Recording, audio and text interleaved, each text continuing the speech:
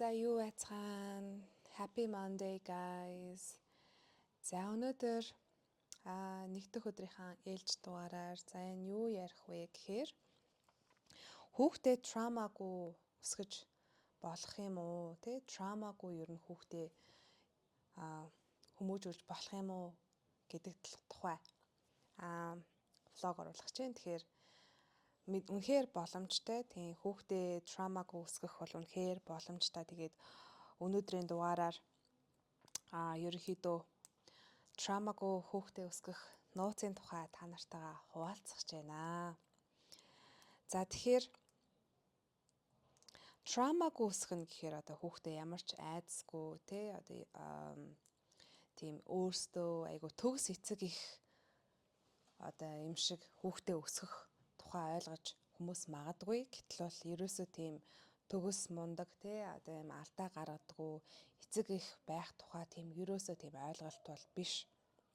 Энэ юу гэсэн үг вэ гэхээр илүү ухамсартайгаар тий эцэг их та өөрийнхөө үйлдэл мэдрэмжийг айгуу сайн мэддэг. Тэгээ ухамсартайгаар хүүхдээ хүмүүжүүлдэг, ухамсартайгаар шийдвэр гаргадаг, илүү ухамсартайгаар одоо хүүхдээ чиглүүлж байгаа аргачлал гэж ойлгож байна. За тэгэхээр хамгийн нэгдүгээр шүү дээ. За хүүхдэд травмагүй өсгөхийн тулд нэгдүгээр та өөрийгөө хийх буюу өөрийгөө эдгэх хэрэгтэй. За ингэхээр ерөөсөө юу гэсэн үг вэ гэхээр хүүхэд бол ерөөсөө бидний mirror буюу одоо тусгал байж байдаг. Яг толин тусгал байж байдаг. Та ямар байна? Тэрийг чинь яг хүүхэд copy paste хийж байдаг. Тэгэхээр хүүхэд бол ерөөсөө одоо юу гэдэг үлгэрлэж тий сонсож, харж, мэдэрч таны үйлдэлийг муу сайн бүх зуршлуудыг та нүдэн дээр нь тий ямар хуу байна. Ерөөсөө тэрийг чинь ингээд тэр чигт нь далд ухамсартаа ингээд копидж идэг. Тэр хуулбарлаж идэг. Тэгэхээр та бол өөрөө одоо тусгал байх нэ. Тэгэхээр хамгийн нэгдүгээр та өөрөө өөрийнхөө сэтгэлийг тий өөрийгөө эдгэх хэрэгтэй байх нэ. За тэрэнд одоо юу орох ёстой юм бэ гэхээр өөрийнхөө тий одоо мэдрлийн тогтолцоог тайвшруулж чаддаг байх хэрэгтэй. За ямар нэгэн болонгууд одоо эцэг их нь ингээл уурлаал тий уурлахаараа зарим хүмүүсийн гарлуу нь хүч ороод юм авч хийддэг ч юм уу, эсвэл муухай үг хэлдэг ч юм уу тий, эсвэл дуу нь өндөрсдөг ч юм уу, эсвэл хашгичдаг ч юм уу, орилдог ч юм уу, ямар нэгэн байдлаар ингээд сэтгэл хөдлөлөө буруугаар илэрхийлдэг бол за тэрийгэ намжааж одоо арай эерэг байдлаар илэрхийлэх хэрэгтэй гэсэн үг. Одоо жишээлх юм бол юм л бол дүрс хийж уурладаг бол тий, юм л бол ингээд амнаасаа муухай үг гаргадаг бол тэр байдлуудаа засах хэрэгтэй гэсэн үг. Эцэг их та өөрийнхөө тэр муухай зуршил, тэр муухай одоо авир зан аршингаа засах хэрэгтэй гэсэн үг. Тэгжиж хүүхэд чинь өөрийнхөө уур хилэнг яаж намжаах юм те өөрийнхөө сэтгэлдээ яаж харьцах юм гэдгийг ерөөсө танаас ингээ хуулбарлаж байдаг байх нэ. Хэрвээ ууралдаг байх юм бол те өөрөө одоо юу гэдгийг айгу түргэн ууртай хүн байлаа гэж бодоход өөрийнхөө тэр түргэн уурыг намжаад сурах хэрэгтэй гэсэн үг. Одоо амьсгалын дасгал хийдэг ч юм уу тий. За би одоо уурлах гэдэг шүү, амьсгал давхцаад ирж шүү. За одоо ингээд ирж гин. За тэгвэл би одоо ингээ тоолъё ч гэдэг юм уу тий. Тэгэхээр өөрийнхөө одоо ерөөсөө энэ сэтгэл хөдлөл, мэдрэмж, мэдрэлийн тогтолцоог ингээ тайвшруулж сурсан байх хэрэгтэй гэсэн үг. Тэгжиж хүүхэд чинь яг тантай адилхан ямар нэгэн асуудал тулгархад тий одоо ямар нэг юмд хариу урвал өгөхдөө илүү тайван бас сэтгэл хөдлөлөө илэрхийлдэг тийм хүүхэд одоо болж өсч өндөх нэ гэсэн үг. За юу гэдэг юм одоо ингээл юм л ол ингээл өөртөө ингээл айгүй шүүмжлэлтэй, бусдад шүүмжлэлтэй тэгэл тийм л байгаад их юм бол хүүхчин ч гэсэн ялгаагүй тий өөртөө хатуурхдаг, бусдад ч гэсэн хатуурхдаг, бусдад дандаа муу мухай үг хэлдэг ч юм уу, яг л тийм хүүхэд болж өсч одоо тойрнж идэг. Тэгэхээр та юу гэдэг эхлээд хүүхдээ гэхээсээ илүүгээр би таныг бүх анхаарлаа өөр лугаа авчираад өөрийнхөө сэтгэл рүүгээ сайхан өндөгөөд өөртөөгөө сайхан ажилласаа гэж хүсэж байна. Тэгэхээр танд одоо юу гэдэг өнөөдөр мэдээж бид нар бүгдээрээ одоо төгс өндөг шиг өөгөх хүн гэж бол байхгүй. Бүгдээрээ алдаатай, дутагдaltaй, бидний аав ээж ч гэсэн тийм байсан, өвөө эмээ ч тийм байсан, нийгэм даяараа тийм байсан. Тэгэхээр юу гэж хэлэх гээд байна вэ гэхээр таныг одоо өөрийнхөө засч залруулахыг, сайжруулахыг хүсэж байгаа тэр бүх чанаруудаа сайхан жагсааж бичиж байгаа те. Магадгүй 3-3-аар нь ч юм уу ингээд чеклист болгоод тэр сар болгонд тэрэн дээрээ ингээ өөрөө ажиллаад те. Энэ одоо хүүхд рүүгээ чичлээл энэ нэг юм одоо ингээд ах юм, энэ нэг юм ингээд ах юм гээл те. Ингээсээ илүүтэйгээр өөрийгөө эхлээд сайхан засаасай, өөртөө сайхан ажилласай гэдэг зүйлийг ингээд энд уриалахыг хүсэж байна. За тэгэхээр өөртөө бол ажиллана гэхээр мэдээж өөрийнхөө одоо тий сөрөг одоо зан авирууд байж болж гин, өөртөө дотор хүүхдтэйгээ ажиллаж болж гин тий. Ихэнхдээ бид нар нөгөө эцэг эхээсээ одоо хэрвээ зөв үлгэр дуурайл авч өсөж торноогүй бол одоо юу гэдэг тэрийг яг хүүхдтэйгээ адилхан ингээд алдааг нь давтаад гаргаад идэг гэх юм уу. Жишээлбэл одоо хүүхдтэйгээ өөрөө ээж аавтайгаа халуун дулаан харилцаатай, аав ээж нь өөрийг нь гоё ингэж хайрлж одоо эрхлүүлж тийм халуун дулаан юм мэдрүүлж өсөөгүй байх юм бол яг л адилхан хүүхдтэйгээ нэг тийм хүйтэн хөндөй ч юм уу, нэг юм дутцсан ч юм уу, яг л нөгөө аав ээжийнхаа одоо гаргаад идэг тэр нөгөө хэв маягийг яг л хүүхдтэй бид нэр ингээд дамжуулах гад идэг. Тэгэхээр тэр бүх зүйлүүдээ таныг сайхан ингээд олж аваад мэдээд тий өөрийнхөө ээжийн юунд дурггүй, өөрийнхөө ямар талд дурггүй, юуг нь яаж өөрчлөмөр байгаа нь тий бүх зүйлүүдээ сайхан бичиж агаад, journal хийж агаад тий бодол мэдрэмжүүдээ гоё цэгцэлж байгаа. Тэгээд тэд нар дээрээ нэг нэгээр ажилласай гэж хүсэж байна. За тэгэхээр бид нар өөрсдөө нөгөө хэр их травматай байх тусам бидний хүүхдүүд тэр чинээрээ травматай байдаг гэсэн. Бид нар өөрсдийнхөө травмаг одоо ухамсаргүйгээрээ тий автоматар шууд хүүхдүүддээ өвлүүлээд байдаг гэсэн. Тэгэхээр одоо юу гэдэг одоо жишээлбэл миний аав тий айгүй түргэн ууртай хүн байлаа гэж бодоход би ааваасаа тодорхой хэмжээний бас сөрөг одоо юмнуудыг нь би авцсан байдаг. Тэр хэрэг би тэрэн дээр өөрөө ажиллахгүй байх юм бол би шууд ухамсаргүйгээр би хүүхдтэй тэрийг дамжуулаад хүүхд маань бас яг миний одоо тэр гаргадаг сөрөг зан авир дадлуудыг ингээд гаргах аюултай гэсэн.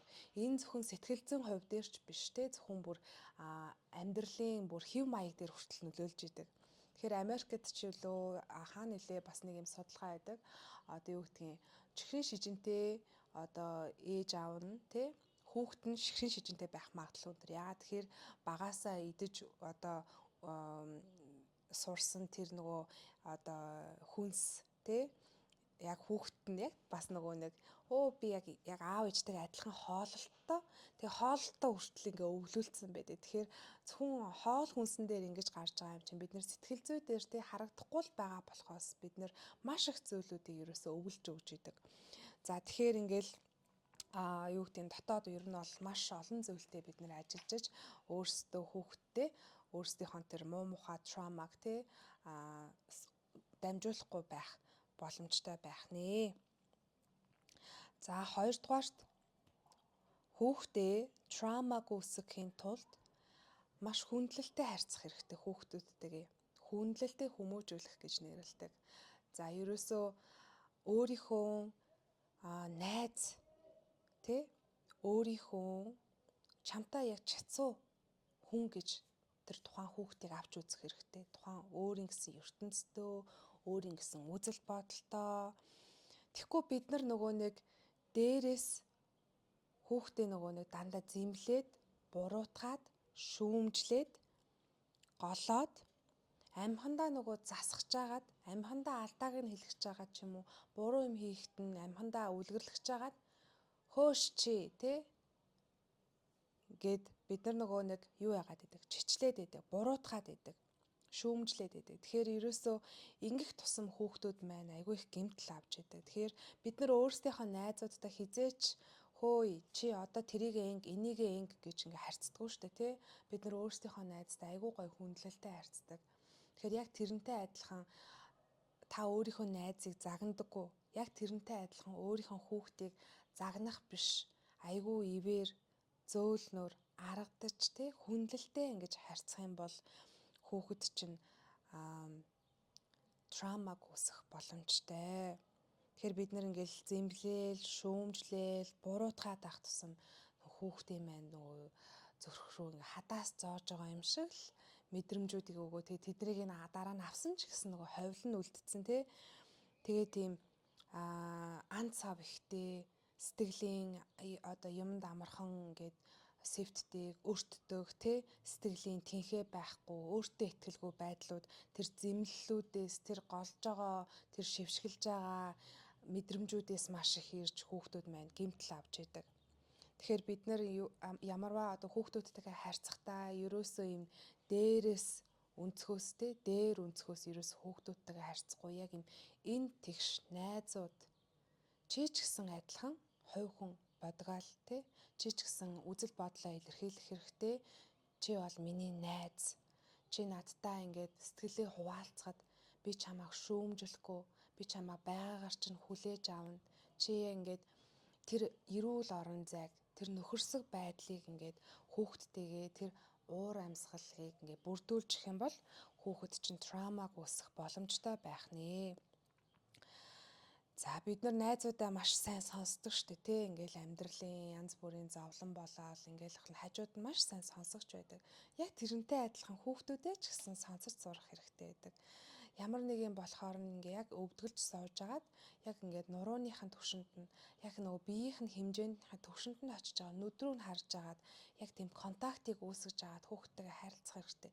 Тэгэхгүй ингээд сонсож ийн гээл дээр нь ингээл бид нар чинь өндөр тий хүүхдүүдээс тэгэл сонсож ийн гээл за гэл нэг юм хоёрын хооронд юм сонсоогүй ч юм шиг юм анхаарал хандуулахгүй юм дутуу мэдрэмж өгөөд хахаар тэр хүүхдийн чинь нөгөө ойлгох хэрэгцээ хангагдахгүй сонсогдох хэрэгцээ хангагдахгүй гэдэг дотроо юм тэгээл яваад байдаг гомдол нь нэг нэгээр ингээ тэгээл яваад байдаг.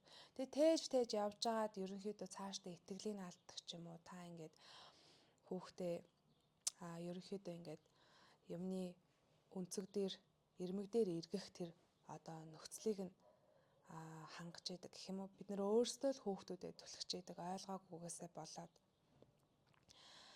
за тэгэхээр ер нь бол ингээд хүүхдээ аль болох хумахгүйгээр шийтгэхгүйгээр тий айгүй эрүүлэр түүнтэй ингээд өөрийг нь илэрхийлэх тэр орон зайг нь маш чөлөөтэй хангаж өгөөсэй гэдгийг та нараасаа бас хүсмээр байна. За 3 дугаарт за хүүхдийнхаа одоо сэтгэл хөдлөл мэдрэмжүүдийг маш сайн хүлээж авдаг тийм хүлцэнгүй эцэг их байх хэрэгтэй. Тэгэхээр энэ бас л бид нар өөрсдийнхөө ээж аав бид нар тий миний ээж аав намайг хэр сонсдог байсан бэ? Миний аав ээж намайг хэр ойлгодог байсан бэ гэдэгтэй дахиад ингээл холбогдож байна л доо. Тэгэхээр нэгэнт бид нэр ингээд одоо ухамсарлчлаа шүү дээ. Одоо аав ээж маань тий миний хүссэн шиг эцэг их байсангүй. Минь намайг дэмждэг, ойлгодог ийм эцэг их байсангүй. Тэгтээ би одоо хүүхддэрээ тий сэтгэл хөдлөл мэдрэмжийг нь ойлгодог ийм эцэг их байя. Ялангуяа одоо ямар хүнд хэцүү болох үед ч юм уу өдөр тутмын энгийн үйл явдал төр ч гэсэндээ тий ингээл одоо ялангуяа эрэгтэй хүүхдүүдийг ингээл жоохон уйлангууд нь охин шиг битээ уйлаа дээ. Ир юм бэ жаах гэж уйлаад байгаа. Битгий уйл ямар ядаргаатай юм. Чих өвдөөд байна. Ямар л бол ингээ уйлж идэв. Уйлах үед нь ингээд чи уйлцсан юм уу? Ингээд ихсэн юм уу гэд ингэж хүлээж авахын оронд нөгөө сэтгэл хөдлөлийг нь шууд хаагаад идэг. Илэрхийлэх боломжийг нь өгөхгүйгээр те хаагаад идэг. Гомдчлоо. Хүлээж авсангүй хаачлаа. Гунигэлчлаа. Ээж нь хүлээж авсангүй дахиад хаачлаа. Ууралчлаа. За яасан ядаргаатай юм. Ийм юмдаар уурлаадахтай яа тийм. Дахиад хүлээж авсангүй хаачлаа. Ингээл гих мэтчлэн те янз бүрийн юм тохиолдсон найзтайгаа ч юм уу тохиолдсон нөгөө мэдрэмжүүдээ ингээд илэрхийлэх боломж олох үед ингээд бие махбод нь ингээд гарах үед нь та хүлээж авах хөрс нь байхгүй Үгүйсгээд хахаар яадаг вэ гэхээр нөгөө хүүхэд чинь аяанда мэдрэмжүүдээ гаргахаа болдог. Нүүр нь ийм мэдрэмжгүй юм шиг, сэтгэл хөдлөл нь мэдрэмжгүй юм шиг. Тэрийг бол frozen буюу тийм хөлдсөн юм шиг, numbness, мдэггүйч гэж хэлдэг англиар. Тэр сүүлдээ явандаа яадаг вэ гэхээр та одоо тийм сэтгэл хөдлөл мэдрэмжийг нь ойлгож авахгүй байсаар байхаар яадаг вэ гэхээр цаашдаа өөрөө өөрийнхөө сэтгэл хөдлөл мэдрэмжийг ойлгохоо болчдөг. Юунаас болоод би ганцаардаад байна? Юунаас болоод миний сэтгэл надад айгүй хэцүү байна? Яагаад би ийм аз жаргалгүй байна? Бүр өөрийнхөө мэдрэмжийг цаашдаа танихаа болчдөг. Илэрхийлэхгүй байсаар агаад ихэнт нь илэрхийлэнгуутандаа хаагаад байна тийм үү? За хаагаад явсаар агаад сүүлдээ нөгөө хаасан юмнууд чинь өөрөө хүүхэд нь өөрийгөө ойлгохоо бачдаг байхгүй. Өөрийгөө ойлгож мэддэггүй бүр тийм болчдөг. Юунаас болоод би ийм миний харанхуй мэдрэмж төрөөд байна? Юунаас болоод би ийм ганцаардмал мэдрэмжийг аваад байна гэдгийг сүүлдээ бүр мдээгүй болчдөг. Тэгэхээр иймэрхүү нөхцөл байдал үүсгэхээс өмнө та ерөөсөө одоо хүүхдүүдийнхаа гаргаж байгаа сэтгэл хөдлөл төвөгшөөж ерөөсөө болохгүй. Тэгэхээр их хүн ялангуяа хүүхдүүдтэйгээ хүүхдүүдийнхаа сэтгэлийн хэрэгцээг ойлгох, орон зай маш түүнийг хангах тэр агаар ус нь болох хэрэгтэй. Тэгээд ингэж мэдрэмж төрхөн зүгээр тэрийг танин мэдж сурах нь айгүй чухал ахгүй мэдрэмжүүдээ. Ичих мэдрэмж, гологдох мэдрэмж, эн чинь ийм мэдрэмж байхгүй юу? Найз чинь ингээд чи ийм мэдрэмж авсан байна. Ингээд чи гологдсон байна ч гэдэм үү. Энэ мэдрэмжүүдийг ингэж таньж ялгаж мэддэг байх тусмаа хүүхэд чинь өөрийгөө ойлгох чадвар нь өндөр болж идэг. Тэгээд цаашдаа өөртөө ингээ ажиллаа явж идэг. Тэгэхээр ер нь бол ингээд төрж байгаа мэдрэмжүүдийг ингээ хүлээж авдаг эцэг их байгаасай гэж таныг хүсэж байна. За дөрөвдүгээрт тийм аюулгүй гэдэг мэдрэмжийг хүүхдүүдэд өгөх нь маш чухал. Тэгэхээр дахиад яг саяныхтай ажиллах нь ямар нэгэн зүйл болоход та бол ингээд ард нь байж идэг асаалттай танх шиг. Би үргэлж чиний хажууд байдаг шүү. Чамд ингэсэн ч гэсэн ээж нь чамайг дэмжин шүү. Зүгээрээ алдаа хийж болно. Дараачийн удаа хоёлоо ингээд анхаарай. Алдаа хийнгуут нь зэмлээд ингэцэн мөч хардуурак чинь авшчин алдаа хийх болгонд нь хүүхдэд зэмлээд байх юм бол алдаа хийхээс айдаг хүүхэд болчин. Тэгээд цаашдаа бүр одоо амьдралдаа эрсдэлтэй шийдвэр гаргаж чадахгүй, аймхаа, тэгээд хүсэж байгаа юмныхаа араас явж чадахгүй. Тэгээд нэг л юм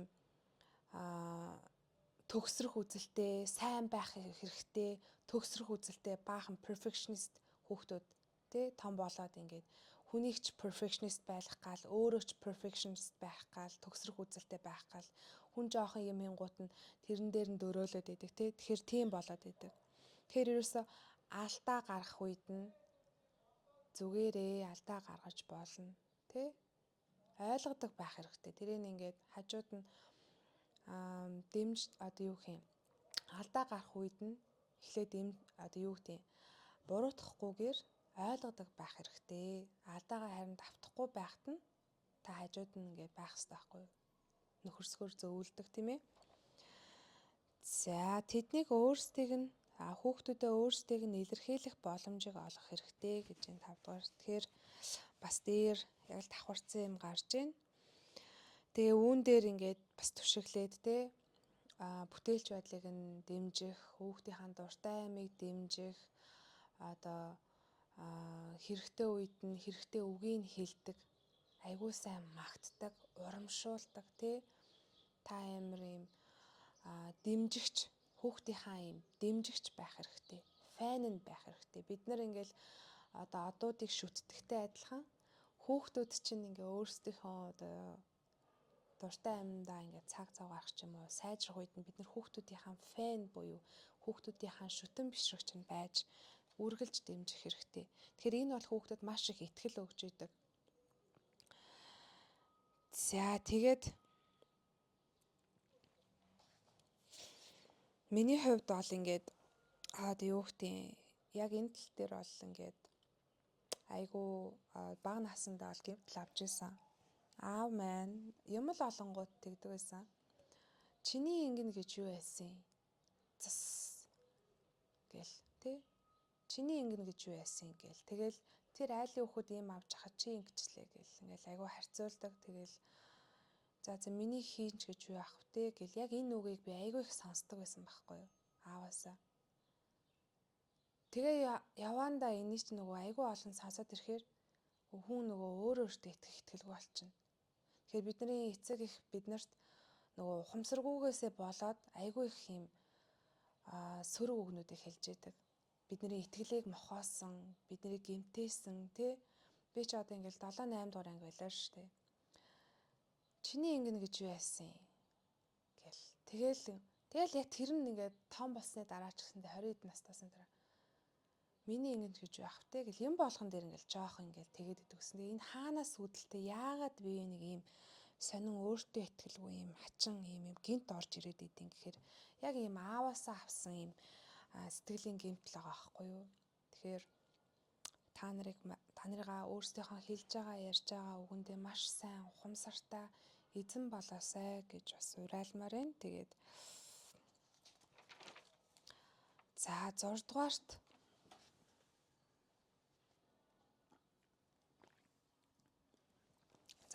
дугаарт та бол ерөөсөө өөрөө үлгэр жишээ.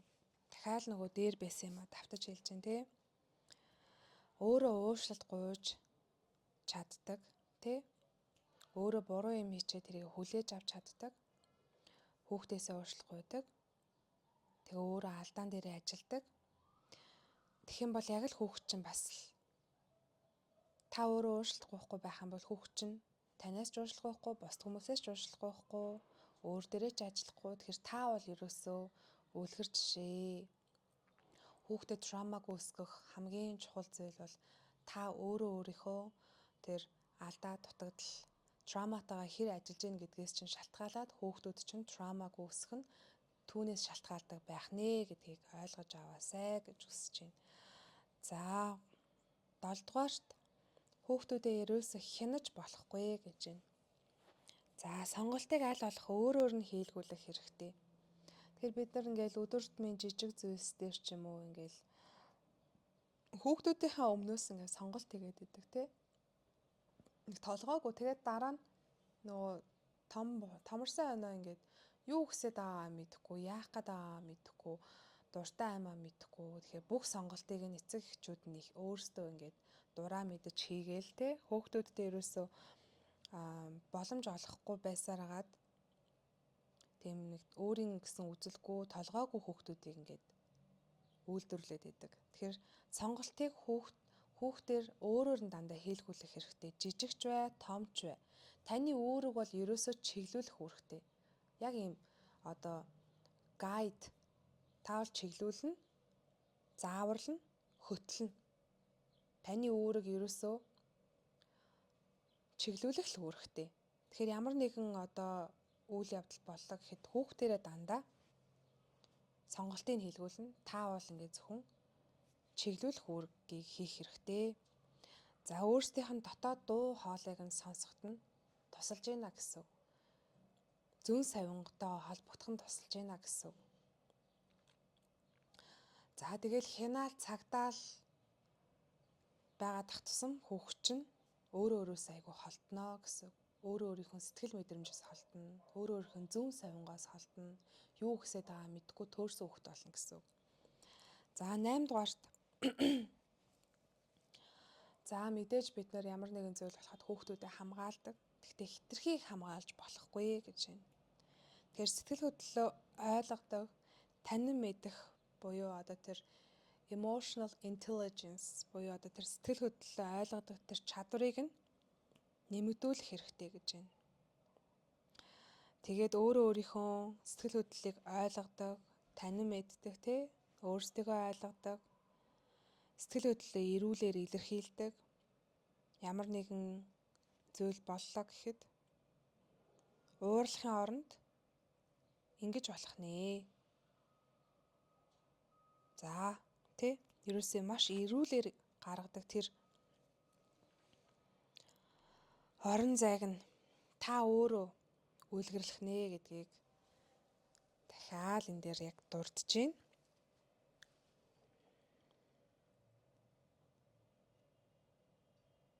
Тэгэхээр бид нар одоо юу гэдэг хүүхдтэй өөрт нь тохиолдсон одоо асуудлуудыг өөрөөр нь тий даван туулах аргыг нь заах хэрэгтэй. Бид нар ерөөсөө ингээл хажуунаас нь хараад үлгэрлээл тий шүүмжлэхгүй өөрт нь агиох боломж олгож тэр аюулгүй гэдэг мэдрэмжийг нь төрүүлж сонголтыг нь хийлгүүлдэг. Өөрийг нь дэмждэг тийм хүмүүсийг бий болгох хэрэгтэй байх нэ, хөгжүүлэх хэрэгтэй гэж байна. За эмпати гэдэг бол нөгөө бусдыг ойлгох чадвар, бусдын оронд өөрийгөө тавих чадвар, тий? Өрөвдөн хайрлах сэтгэлийг ер нь бол эмпати гэдэг байгаа. Тэгэхээр та өөрөө хэр өрөвч хүн бэ, энэрэнгүй хүн бэ гэдгээс шалтгаалж хүүхэд чинь бас яг л эмпатийн хэр юм бэ гэдэг нь танаас шалтгаална гэсэн үг. Тэгэхээр бид нар ингээд хүн ирнээсээ одоо ингээд тий ямар ч тийм өрөвдөх хайрлан сэтгэлгүй тийм байх юм бол яг араатантай адилхан тийм л хүн болдог. Тэгэхээр энэ чанарыг хөгжүүлэхийн тулд бид нар өөрсдөө ажиллах хэрэгтэй. Энэ талаар ингээд уншаад, судлаад тий мэдээлэлтэй болж байгаад хэрвээ мэдлэггүй байх юм бол яаж энэ чадварыг сайжруулах вэ? За тэгээд энэ эмпати буюу одоо өрөвдөн хайрлах сэтгэлээ сайжруулж хөгжүүлэх шаардлагатай байх нэ. За хамгийн сүүлд нь дахиад нөгөө алдаа хийж болно гэдгийг ингээ ойлгуулах хэрэгтэй.